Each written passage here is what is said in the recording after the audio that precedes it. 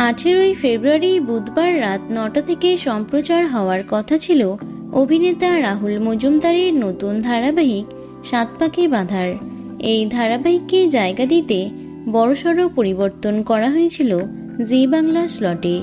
রাত 9টার স্লট থেকে সরানো হয়েছিল জোয়ার ভাটা ধারাবাহিকটিকে। অন্যদিকে 8:30টার স্লট থেকে সরানো হয়েছিল দাদামণিকে। কিন্তু ধারাবাহিক শুরু হওয়ার মাত্র কয়েক ঘন্টা আগে আচমকাই চ্যানেলের তরফ থেকে তুলে নেওয়া হয় সাত পাকে বাঁধার প্রোমো। কিন্তু কেন ঘোষণার পরও নির্ধারিত সময়ে এলো না অ্যাক্রোপলিসের এই নতুন মেগাটি? কি বললেন অভিনেতা? আসছে অভিনেতা রাহুল মজুমদারের নতুন মেগা সাত পাকে বাঁধা। তার বিপরীতে থাকবেন নবাগতা সম্পূর্ণা রক্ষিত। বিরাটির মেয়ে সম্পূর্ণা বিটেক পড়ছেন। শুভ এবং শাওনের গল্প বলবে এই মেগা। অনুরাগের ছোঁয়ার পর নতুন ধারাবাহিকে রাহুলের আগমনে বেজায় খুশি ছিলেন তার ভক্তরা। তবে শুরুর আগেই খারাপ খবর। স্লট সম্প্রচারের দিনক্ষণ ঘোষণার পরেও সম্প্রচার রোখা হয়েছে এই ধারাবাহিকটির। এমন ঘটনা হয়তো আগে ঘটেনি। টলিপাড়া সূত্রে খবর, একদিন শুটিং বন্ধ ছিল এই ধারাবাহিকের। 18ই ফেব্রুয়ারি পর্যন্ত মোট 13 দিন শুট করেছিলেন ধারাবাহিকের কলাকুশলীরা। মাত্র 3 থেকে 4টি এপিসোডের ব্যাংকিং ছিল তাদের কাছে।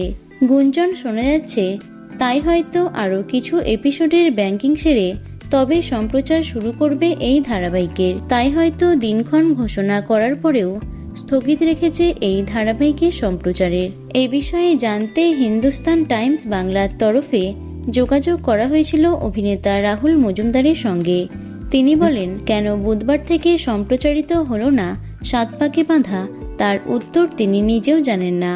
রাহুল বলেন, এই প্রশ্নের উত্তর একমাত্র চ্যানেল বা প্রযোজনা সংস্থাই দিতে পারবে।